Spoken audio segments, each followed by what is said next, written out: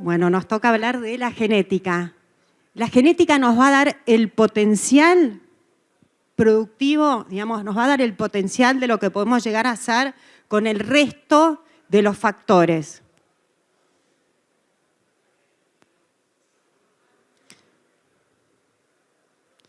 Bueno, tomar buenas decisiones genéticas, por supuesto, es clave para un sistema productivo consistente y rentable, ¿sí? Nosotros, la genética nos va a impactar, trabajándola bien, significativamente en nuestra producción y por ende en nuestra rentabilidad. Bueno, me toca, para presentarme, soy ingeniera en producción agropecuaria, pero soy criadora, ¿sí? Nosotros tenemos un rodeo comercial, me toca trabajar en un lugar que es increíble, que son los esteros de Liberá. Producimos terrenos comerciales, pero también tenemos cabaña.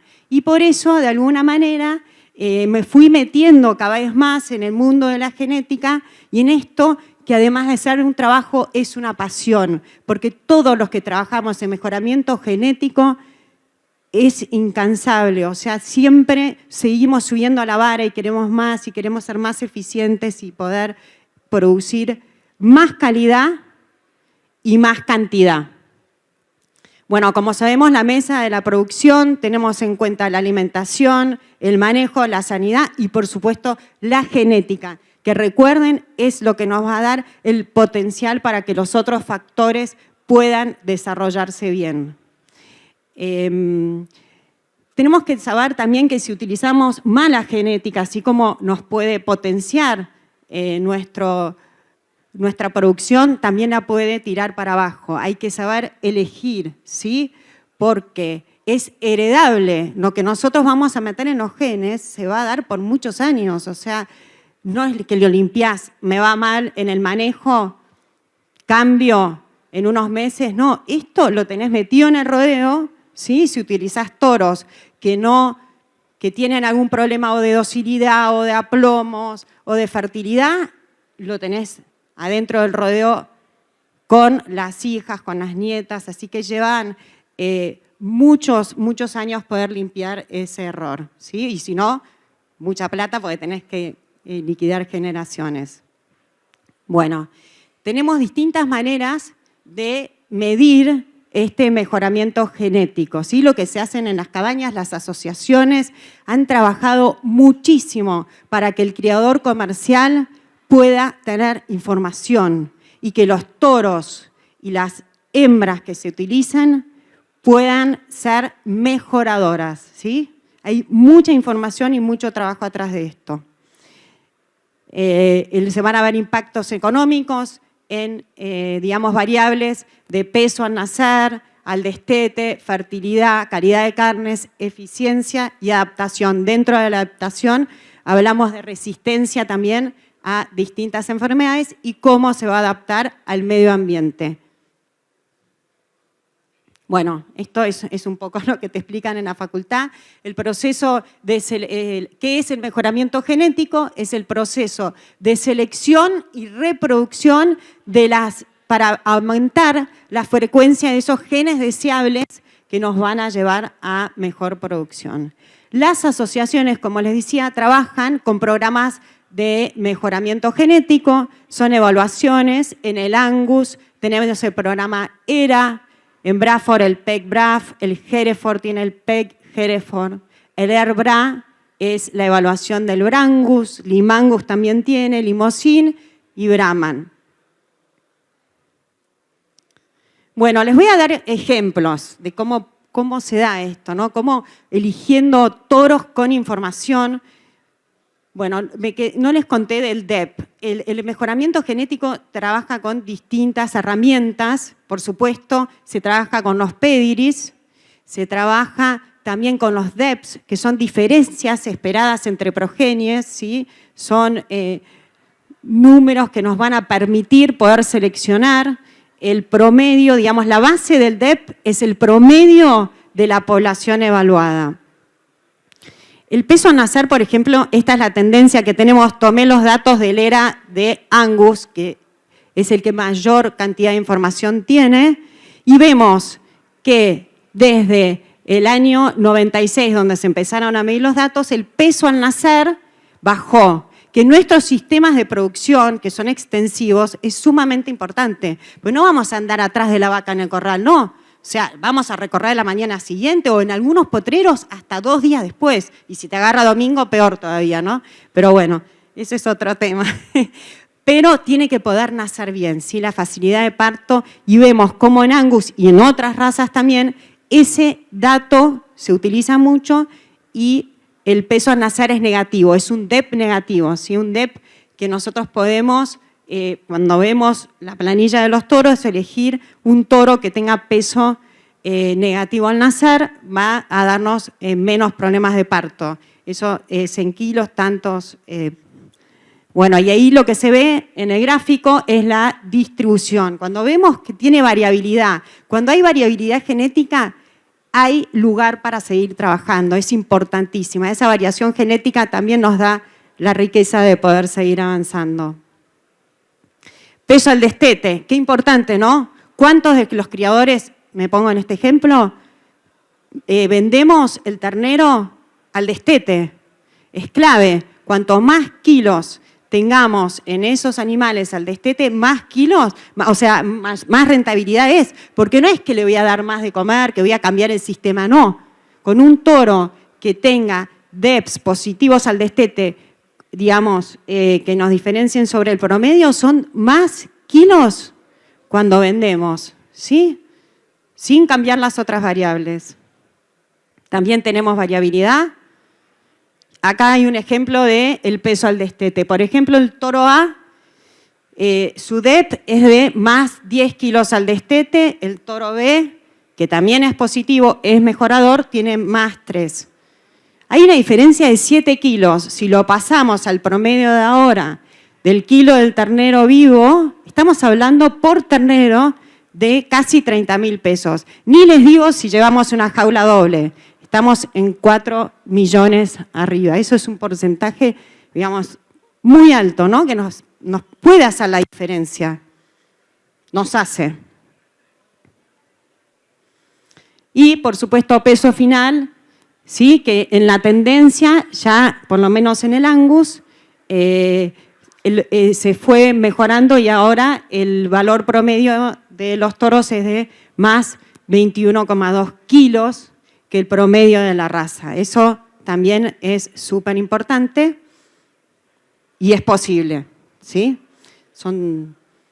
También hay variabilidad. Estas son las 3 curvas. Vemos que el peso al nacer se hace negativo en estos años, el peso al destete va subiendo y el peso final sí, se despega, es en forma ascendente y lo tenemos también del resumen de padres. Esos son los pesos promedios de los toros puros de pedigree y puro controlado de Angus, digamos la media, ¿sí? Y de ahí parten los DEPs. No sé, ¿se entiende? ¿Quieren que me detengan algo de esto?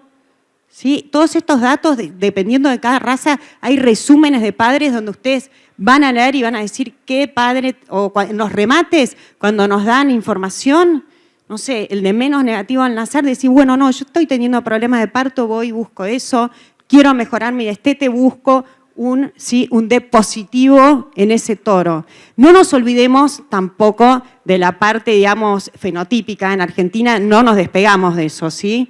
En Estados Unidos hacen todo por computadora, muchos, pero bueno, Argentina es otra realidad. Tenemos mucho territorio que cubrir, digamos, por cada toro que se mueve o hembra. No nos olvidamos de eso. Además, somos fanáticos y puristas. Acá en Argentina, como no en otros lugares del mundo, nos gustan las vacas, nos gusta, digamos, su expresión, bueno, un montón de otros datos que en Estados Unidos hacen más cruzamientos, no le dan tanta bola a la pureza de la raza. Bueno, hablamos de los pesos, ahora vamos a hablar también de fertilidad y longevidad, ¿no? No nos olvidemos que en los rodeos de cría lo que nos interesa es lograr un ternero por año, ¿sí? Pueden tener más kilos, pero si no nacen, no nos hacen la diferencia en el planteo. O sea que tenemos que, hay índices y correlaciones que nos permiten seleccionar animales que nos van a mejorar el rodeo con respecto a la fertilidad, ¿no es cierto? La circunferencia escrotal tiene una correlación con la fertilidad en las hijas, también hay mediciones de DEPs de intervalos entre parto, hembras que tienen ciclos más cortos, le dan más tiempo para que ese vientre se pueda recuperar. Y bueno, la longevidad, ¿no? ¿Cuántos años? ¿Cuántos terneros nos da esa vaca por la vida? En su vida también sumamente importante. Bueno, y acá lo de las fotos, me puse a hablar del punto de arriba, eficiencia alimentaria también. Casi el 80%, ¿no es cierto?, de la hacienda que va a faena, el costo de ese animal es casi el 80% de su parte alimentaria. ¿Qué impacto sería poder bajar el consumo de ese animal, que pueda seguir manteniendo las características de calidad carnicera y también de producción, comiendo menos? Nos ahorramos un montón, un montón. Hace muchos años, acá en Argentina, hay pruebas que se llaman de consumo residual, RFI, que es Residual Feed Intake, que miden, digamos, el consumo real que tiene el animal. ¿Ven los comederos? Bueno, ahí en la Universidad Nacional de Córdoba, también en la Universidad Católica, y la foto del Bradford comiendo es de un comedero en Mercedes Corrientes, ¿sí? También acá hay empresas comerciales que lo hacen, Biofarma. Se mide la diferencia entre el consumo real que tiene el animal y se compara con el consumo esperado, ¿no? Por su peso metabólico, por la ganancia que tiene, y bueno, se saca hay animales que son mucho más eficientes que lo esperado y otros que no. El que es más eficiente, digamos, tiene un DEP negativo, y el que es más ineficiente tiene un DEP positivo. Le voy a dar ejemplos de pruebas. Esto es una prueba digamos que la tomé de Daniel Musi. Se evaluaron 115 cabañas en 32 pruebas de todas las razas que ven, ¿sí? O sea, es multirracial, se fueron tomando en distintos momentos. Y como ejemplo, el toro más eficiente dio menos 2,49 kilos y el otro más 2,77. Tenés un rango de diferencia de 5 kilos con 24 de kilos de materia seca por día.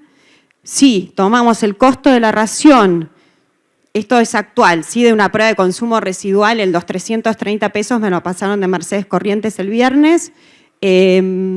Tenemos un ahorro en el que es más eficiente en su conversión de 65.000, casi 66.000 pesos de ahorro contra el que te gasta más, que son 72.000 pesos más solamente. Entonces ahí hay un montón por ganar también, ¿sí? Es muy importante, y como criadores también, y cabañeros, si hay algún cabañero acá, mandar los animales a las pruebas de consumo. A veces no queremos, ¿no?, que el flete, porque la verdad es que criar que el toro coma en estos centros especializados te gana más que en el campo de repente, no es que gasta más, es el tema del flete, pero el valor de la información que va a tener para la raza y para todos los ciclos de ganadería en Argentina te lo termina pagando.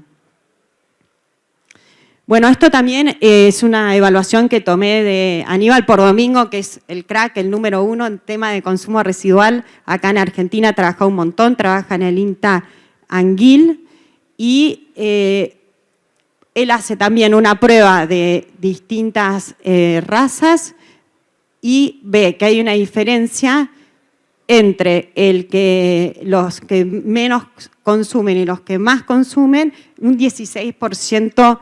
Te beneficias en un 16% digamos, en esas diferencias, y hay hasta diferencias cuando toma también los extremos de un 24%. Imagínense el ahorro de un 16 a un 24% en el consumo de alimento. Te cambia totalmente la ecuación.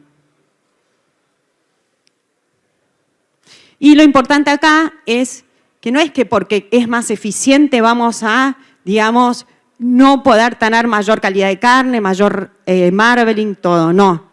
Hay justamente los estudios complementarios que nos prueban que el resto de las cosas que vamos, de los caracteres que buscamos, no es que van para abajo. No. Vos podés seleccionar por conversión alimenticia sin tocar el resto, ¿no?, de calidad carnicera.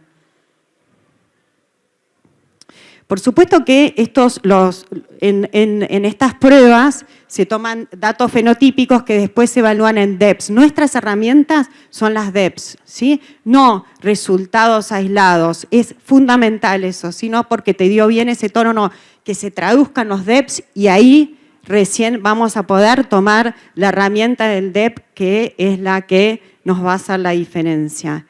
Les voy a dar un ejemplo, esto también tomado de Angus, entre un toro que tiene un consumo negativo de, digamos, un DEP negativo de 400 gramos y el toro B, uno de 100 gramos por arriba. La diferencia es de 500 gramos. También, teniendo la misma ganancia de destete y producción. También en estas experiencias se trabaja con otras variables, ¿sí? Hoy, ¿qué nos pasa? Estamos atacados en el mundo por el tema del metano, que las vacas, que calentamos el medio ambiente. No sabemos, no tenemos fuerza como ganaderos como lobby para decir eso no es verdad. Ese tema no lo voy a tocar igual porque otras personas van a hablar de eso, pero digamos la ganadería ayuda al medio ambiente más de lo que lo deteriora, pero sí es importante tener información para respaldar esto. Y dentro de las pruebas de consumo residual se hacen experimentos donde se le ponen mochilas, bueno, hay distintas técnicas, como el animal está cerca y viene a comer y se mide, se ha medido que tienen menos producción de calor, baja las emisiones de metano y también baja la producción de bosta. Bueno, con el tema del metano hasta un 9, un 10% menos, y el tema del calor, el calor tiene que ver también con el bienestar animal, que es tan importante. Sustentabilidad.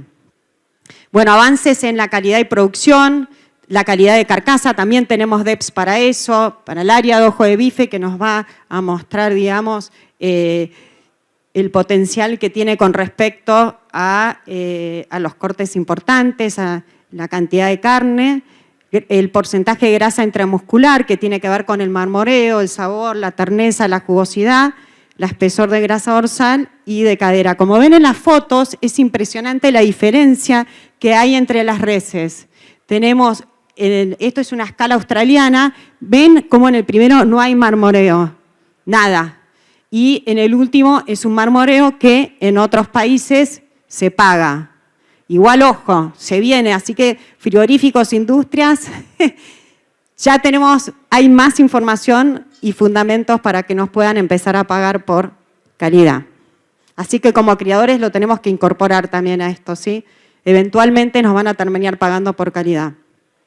Estas son las tendencias de área de ojo de bife, del rendimiento de la carne limpia. También, como ven, hay variabilidad, o sea, se puede seguir creciendo.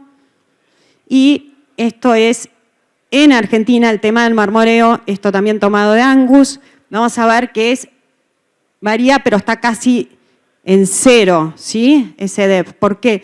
Y puede ser varios factores, pero creo que el principal es porque nos pagan por cantidad de carne todavía y no por calidad, ¿sí? Pero esto se va a revertir, espero.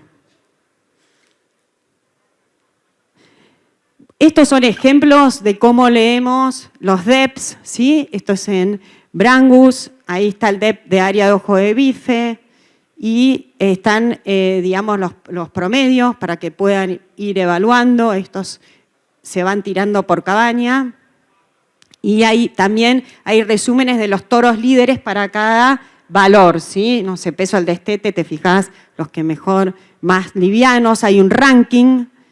Ahí el último, digamos, tiene que ver con la última columna de ranking, cómo está rankeado, fíjense, el cautivo, que está séptimo en el ranking, tiene mejores datos que los otros. También el Braford, tenemos nuestro sumario de padres, digo, tenemos porque soy braforista. Hereford, y bueno, de Angus ya le mostré un montón. Les voy a mostrar los temas económicos, ¿sí? Cómo nos impacta económicamente. Por ejemplo, en la primera temporada de Kosher pagaron $1 más por kilo por el marbling. Eso acá en Argentina por los cortes delanteros nos hace una diferencia de 70 kilos por carcasa, es un montón, o 35 por media res. Y en los cortes premium fue casi de $2. El ejemplo abajo es en Australia, el dólar australiano un dólar americano es 0,67 dólares australianos y vemos que hay también una diferencia muy grande, casi de $9 entre un corte sin marbling y un corte con marbling. ¿Sí? Eso es lo que nos pagan los consumidores y nosotros en Argentina tenemos que siempre pensar carne premium, carne de calidad. Por volumen no le vamos a ganar a otros países, pero sí por calidad. También la genética y la adaptación al medio. Hay razas, ¿sí? No nos olvidemos, en Argentina fueron marginalizando nuestros rodeos de cría y los rodeos de cría tienen que tener una performance, una producción en sistemas, ¿sí? Donde son las temperaturas más extremas, los cambios también de clima, o sea, del tiempo muy extremos, pasamos de inundaciones a fuegos, sequías.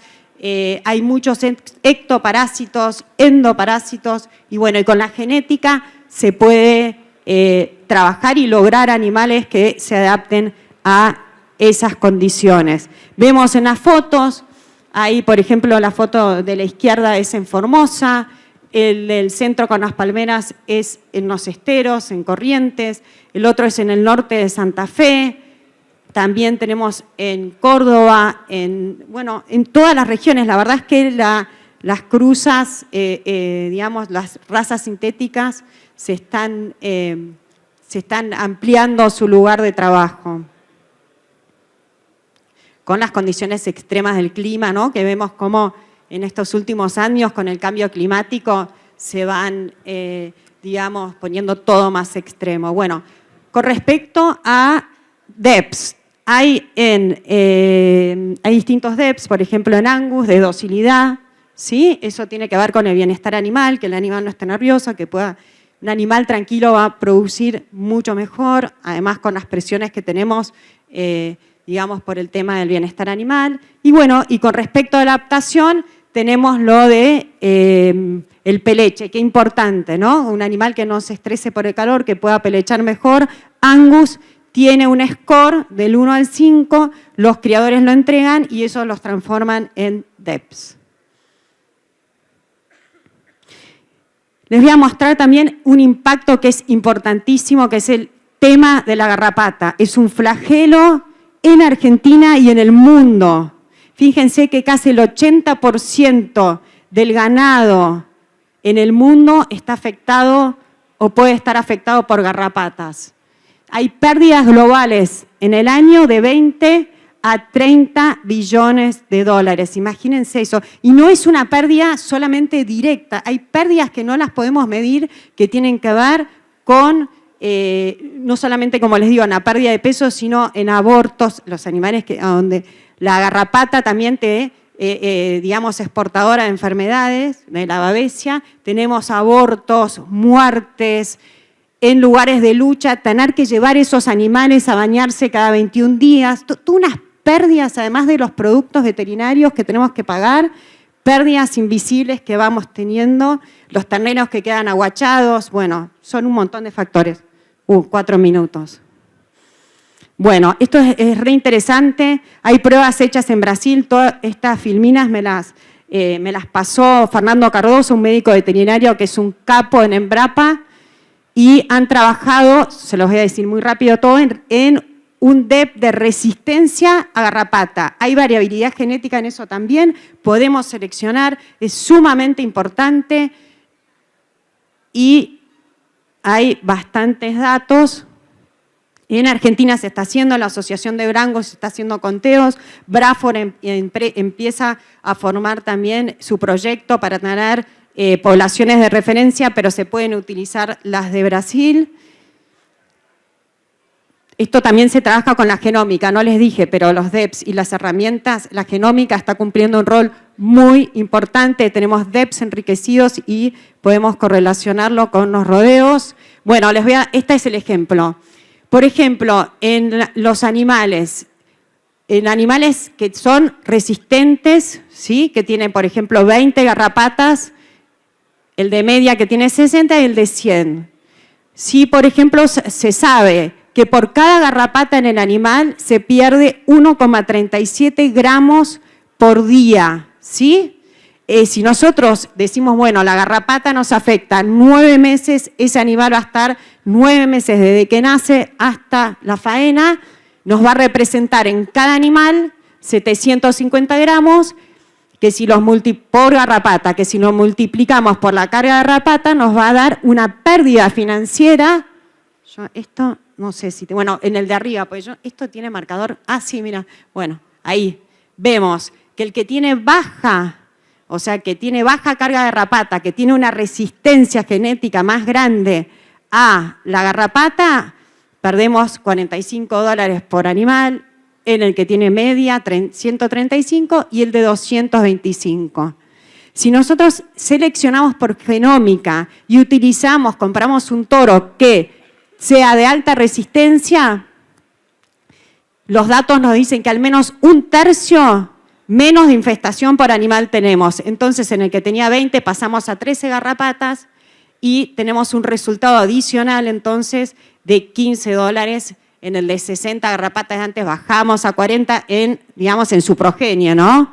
A 45 y el de 100 vamos a bajar de $225 a, tenemos un resultado adicional de 75. Si multiplicamos por la cantidad de hijos que puede llegar a tener ese reproductor, está ahí, tenés desde $1.875 a 95, te lo repagás al toro, o sea, es mucha la diferencia, es una herramienta muy, muy importante. Si quieren más información de esto, me avisan.